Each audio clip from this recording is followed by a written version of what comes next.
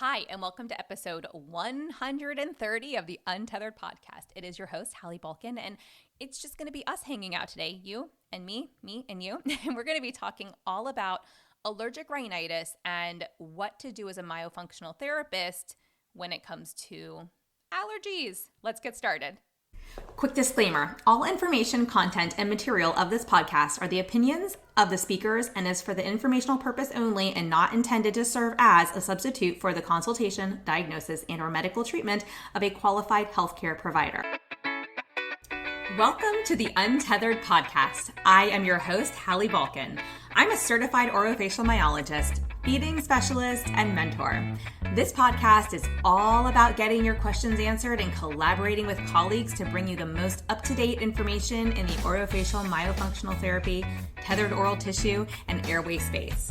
I challenge you to keep an open mind and join my mission to get this information out to the masses. Let's get started. Hello, my friends, and welcome to this episode.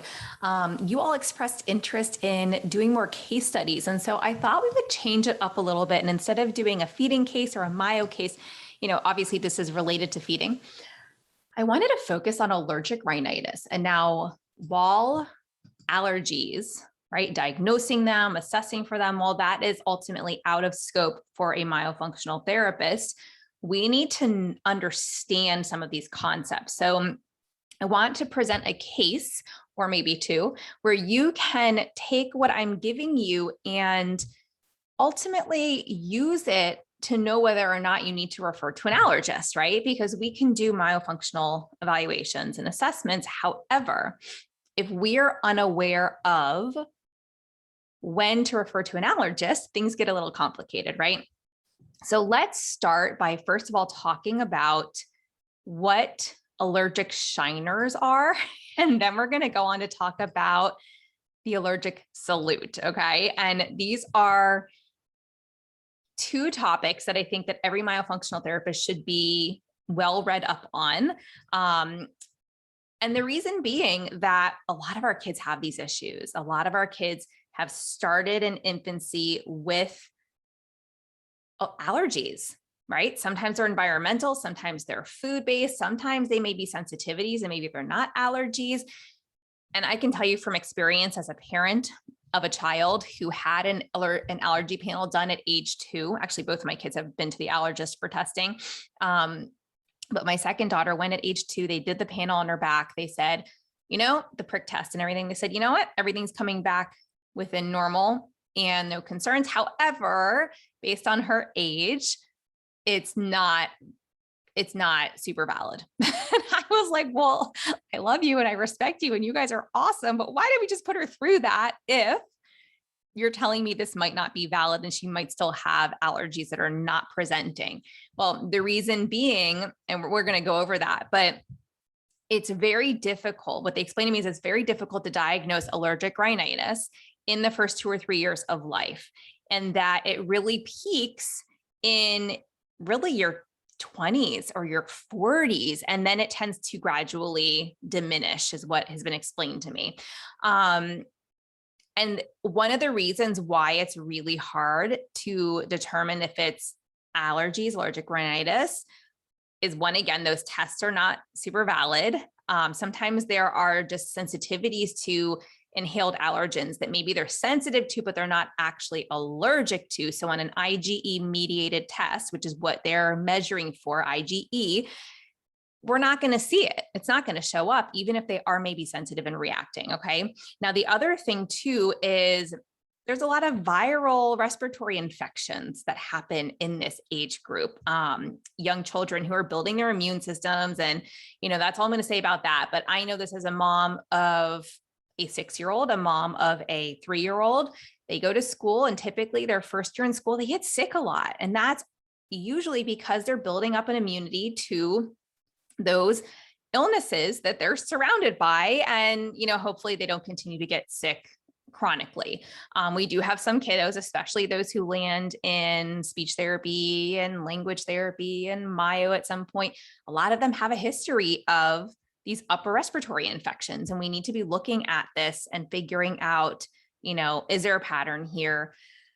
Do we feel like the inability to drain because they're stuffy, or maybe they have chronic nasal drainage, right? You have that like clear, thick nasal drainage that's always happening. We need to look at like, when is it happening? Why is it happening? Do we feel like it's worth it to refer this patient to an allergist? And obviously, if you're not sure, it's better to refer so they can at least be evaluated by the professional. Maybe it's an ENT that we're going to refer to, but if we're concerned about allergies based on what parents share with us, like let's say the child's fine inside and they go outside and they start sneezing and their eyes are all puffy, and you might want to tell that parent, hey, this is a great opportunity to give your pediatric allergist a ring and get your child over there to have an appointment, and maybe do some assessments to see if anything is necessary. Why is this so important? We're going to get into that, but the bottom line is, if we can't nasal breathe, we have to mouth breathe. If we have to mouth breathe, we can't address correct oral rest posture, and there goes the whole purpose of myofunctional therapy, right? So it's really important to rule out issues such as allergic rhinitis. And so let's talk about other instances where we might identify them. One that I mentioned at the very beginning of this is allergic shiners. And so what can we do, right, as healthcare practitioners when this is not really, quote unquote, in our scope to address and treat? It is in our scope to identify and refer, however. And so what are allergic shiners? Well, anybody can do a Google Scholar, search and look up research studies and, medical definitions. But basically, if there's a backflow of the venous system around the eyes, that creates like that blue-gray or maybe purplish circle color under the lower eyelids. I wouldn't call it a black eye per se, but it's where you get that venous pooling or that like puffy look of skin underneath the eyes and the discoloration. Again, it's usually like a blue-gray or purple. There may be a puffy appearance around the skin of the eyes. It might be further reaching than just like right under the eyes. But the intensity of that change in the color to the skin and the puffiness really depends on the individual case, right? And that's not our job to really know much about that. It's just our job to identify it, recognize it, and notate it on our evaluations, note it in our referrals, make sure we're referring to the proper source. So while some people call this allergy black eye, there is an issue beneath the surface that we need to help refer on to identify. And so what causes this? So common hay fever allergens to like pollen, mold, dust mites, pet dander. Hi, it's me. I have all of the above. They can help in developing these allergic shiners. We most frequently see them in children in our pediatric cases over our adult cases, and just kind of figuring out why these dark circles are present and figuring out the cause. It can be tricky for, the professionals that we're referring to. So just keep that in mind, that just because you refer out doesn't mean they're going to send them right back to you and say, yep, we've confirmed allergies and we know exactly how to treat these. So we really need to work together to figure out like what's going on. Not only is it safe to expect them to breathe through their nose, but can they physically do it? And are we asking them to do something that their body's not going to allow them to do because of nasal congestion and allergies? So as myofunctional therapists, the other thing I want to say too, before I go into what we can do as myofunctional therapists, is an allergic salute, right? So if you have a case where they are constantly wiping their nose up, and if you're watching me on YouTube, you can see me do this. And we actually just in the past 2 weeks posted some images, one of the venous pooling with the allergic shiners, and then also one of the allergic salutes. So you guys could see the salute from the side profile, as well as the crease that it creates across the nose, right? It's this like upward swipe of your fingers or the palm of your hand along the tip of the nose when you kind of like sniff in. Do you like that noise? And this kind of tilts the nose upwards. And so when a child is doing this repeatedly, it creates a little horizontal line across the nose and just above the nostrils because of them constantly pushing the nose into that position. And so this line is sometimes known as the allergic or nasal crease. And really, you're not going to see it in someone who might just have like very minimal allergies. It's typically going to be in those like chronic allergy cases with like itchy itchy eyes, itchy nose, runny nose, maybe sneezing a lot. And it is something that can go away on its own, especially if you address the underlying cause of the allergy response. However, in adults, it might stick around permanently, especially if it's been going on for a long time. But anywho, all right. So what can we do as myofunctional therapists? Well, we need to be asking about sleep. Have patients completed sleep question? Have your patients completed sleep questionnaires, right? Do you have concerns about sleep? And I say sleep because oftentimes, if they can't breathe through their nose, they're going to be mouth breathing when they're sleeping. And then we know if they're doing that there's some form of sleep disordered breathing present. It does not have to be sleep apnea to be a concern. And I want to make that well known that sleep disordered breathing does not equal sleep apnea. Sleep disordered breathing can be a mild form of sleep apnea, a severe form of sleep apnea. It could be upper airway resistance syndrome, right? If you can hear a child audibly breathing through their mouth, and audibly just means right? If you can hear just that, that's a concern. Children they should be so quiet that you have to get up next to them and put your ear next to their nose to hear if they're breathing, okay? Or look to see if their chest is raising up and down if they're sleeping on their back. We should not hear them breathing when they're sleeping. So anyways, the sleep questionnaires, there's a whole variety of them out there. They get into different questions that can be really beneficial in determining if we need to refer to an ENT for a consult, if maybe a home sleep study might be warranted, if they don't want to go to the ENT or they don't want to do it in clinic or a center-based sleep study. But if sleep disorder breathing is a concern, we absolutely we need to do our due diligence and we need to refer to an ENT and or allergist and or both, and or, there are individuals out there who do home sleep studies that may not be an ENT or, allergists are not typically doing them that I'm familiar with. But, the ENTs or the other MDs who typically do them. So just know there are other options out there. We also want to ask, so in our case history, but also during our myofunctional evaluation, we should be asking about the history of allergies, right? Is there a history of allergies? I want to know about them all. Environmental, food. I want to know about sensitivities.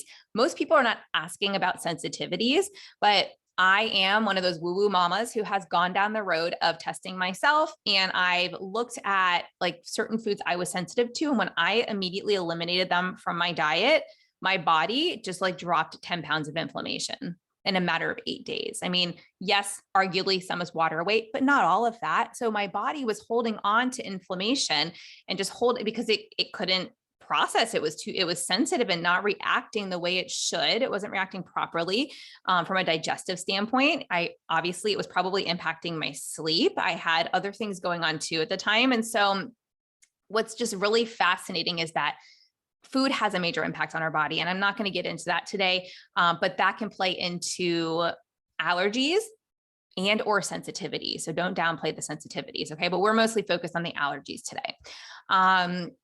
Now, if there's a history of allergies, we definitely want to maybe refer back to the allergist if they haven't been there in a while. If they are being followed by an allergist, you want to see if you can get a copy of recent records so that you can understand what they've been tested for, what they're being treated for, what they might be being treated with, what their response has been, and or just have a conversation with the allergist so that you can figure out, are these allergic shiners being addressed, or is this a conversation we need to have because maybe they are being treated, but the allergic shiners persist? And if they do, well, maybe the treatment is not working as well as we thought it was, and or maybe something else is needed in addition to, right? And obviously, again, out of scope, not my decision.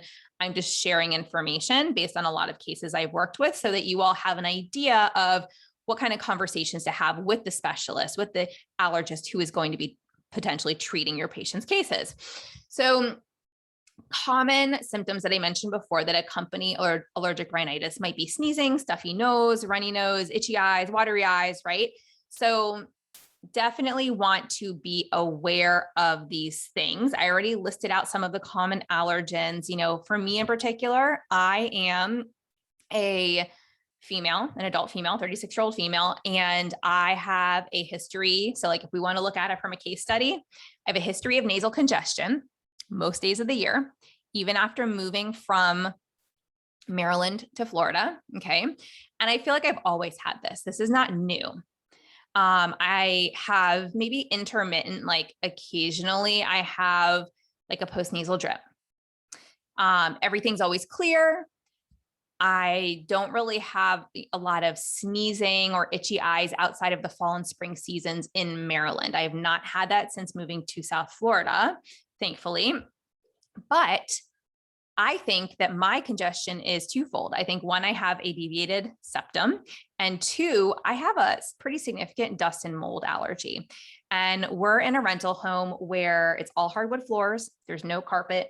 We brought our own furniture. We had it deep cleaned before we moved in, but it's somebody else's home. And there are, like, even within my shower, I feel like the shower needs to be regrouted. It's a beautiful shower. This is like a beautiful home, but I see it's either mold or mildew, or, and like, I probably need to get in there and scrub it myself to make it to my liking.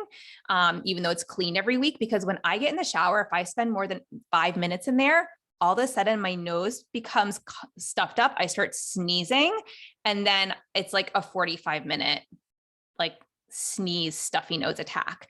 And that's bizarre. That's bizarre. But what I do know about myself is that, having lived in Maryland, I was always the opposite of what the allergist said. They said, oh, when it rains, most people's allergies go away, and they do really well. Well, for me, when it rains, my allergies kick up and I have a really hard time breathing outside.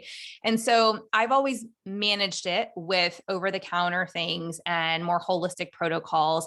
I've never required allergy shots. It's never been that severe, but, sneezing, nasal itching, itchy eyes, not usually a cough, but like I said, sometimes like that nasal drainage, really postnasal drip for me, not drainage out the nose, but drip. This is so lovely, this conversation, right? And just the stuffy nose, I have to figure out if it's related to more than just allergies. And I do think that my deviated septum makes it so that it's harder, because I typically have an easier time breathing out one side of my nose than the other. And that's pretty consistent. Anyways, I've never had a situation where I've been like short of breath because of it. And I don't take regular medications to manage it. I really do more like homeopathic types of things, and try to make sure that I'm in an environment where I'm not going to trigger, a mold or dust allergy to the best of my ability, right? So we have to consider that some people may be walking around like me, where I've done myo, I've done the tongue tie release, I've done my my expansion, right? I was in a DNA Vivos appliance for 2 years, but I do know that, one, my maxilla is still turned in a little bit on my top left side, or the left side of the maxilla is turned in. And then my nose is deviated. And no matter what we did as far as body work or appliance therapy went, or myofunctional therapy work, for me, that maxilla was not holding. Like, we could get it to shift, but it would not hold. It kept ending up back in its position. And that's likely related to my deviated septum. So for me, that's the next piece of the puzzle, right? In my case, that's where I need to go next. And that's definitely a conversation that's being had right now. I'll keep you posted. But what I want to bring everybody's awareness to is that not everybody needs to go to an allergist or an ENT when you evaluate them. Not everybody has the inability to breathe through their nose. Not everybody has allergies. Not everybody has allergic rhinitis. So if you don't see, open mouth breathing with the dark circles, the puffiness under the eyes, and, they don't seem congested, and you look and the tonsils don't appear to be, oversized, and you're looking at all these different things that might signify that you need to refer them to an ear allergist. If none of those things, an ENT or allergist, if none of those things are glaringly obvious or jumping out at you, then generally we can proceed with myofunctional therapy without making that referral. I think we get into a very dangerous place when we start to make blanket statements that every patient must see this provider and this provider and this provider before they start myofunctional therapy. And the reason why I say that is because I don't think that everybody has allergies. Now, if we look at, there's one article that was in the New England Journal of Medicine. Of course, this is dated like July 29th, 2015. And I did look some others up, but this one kept popping up because this one had the estimates in it, right? So for allergic rhinitis, it's estimated that 15 to 30% of patients in the United States have allergic rhinitis. And that affects, they basically say it affects productivity and quality of life in children and adults. It coexists with asthma and other allergic diseases, but most people with asthma, I think that it goes that most people with asthma have rhinitis. I don't know that it's the other way around. I know that they frequently coexist, but they don't give numbers. So don't spin this off and say, Hallie said that. No, go to this article. You can get the article for free. It is, again, it's just titled Allergic Rhinitis by Lisa Wheatley and Algis Togayas, if I'm saying that correctly. And it was in the New England Journal of Medicine, January 29th, 2015. It was available online July 29th, 2015. Sorry. So you might see one of those two dates when you're looking it up. Anywho, the point here is that we do need to be considering this because, again, if you have a case like mine, you might hit a wall when you start myofunctional therapy and you realize, we can't seem to get too far, or we're having trouble moving beyond where we're currently at. Well, why is that? It can be because the patient might not be able to breathe through their nose, right? If you don't know by now, we got other problems. No, I'm kidding. But we have to be able to breathe through our nose in order to accomplish the basic goals of myofunctional therapy. Otherwise, there's going to be continued tongue forward posture, might be low in the mouth. They need to be able to breathe somehow. And if it's not through their nose, then it's going to be through their mouth.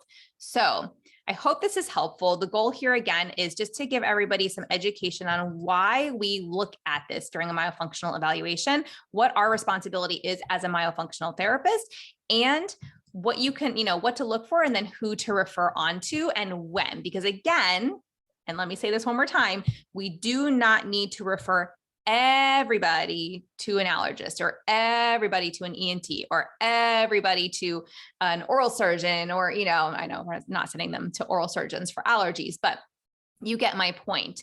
So we need to really, truly individualize the care, understand what we're looking at, why we're referring for what we're referring for. And we need to have an end goal in place as to why we're making these referrals. Plus, we should have a plan in place to speak with the provider that we are referring to so they understand why we sent this patient, what our concerns are, what we would like for them to rule out. We want to keep in mind that it's never our job to tell anybody else how to do their job. However, we do want to communicate and collaborate, because if we're not having these conversations and they don't know why this patient is showing up in their office, they may be turned away if the patient is unable to explain to them our concerns or what our findings were in our evaluation. So I hope that helps. And I really thank all of you for giving your feedback, telling me what you want to hear more of on the podcast. I hope that this was a great topic because a lot of you asked about it. And we will chat with you next week on the pod.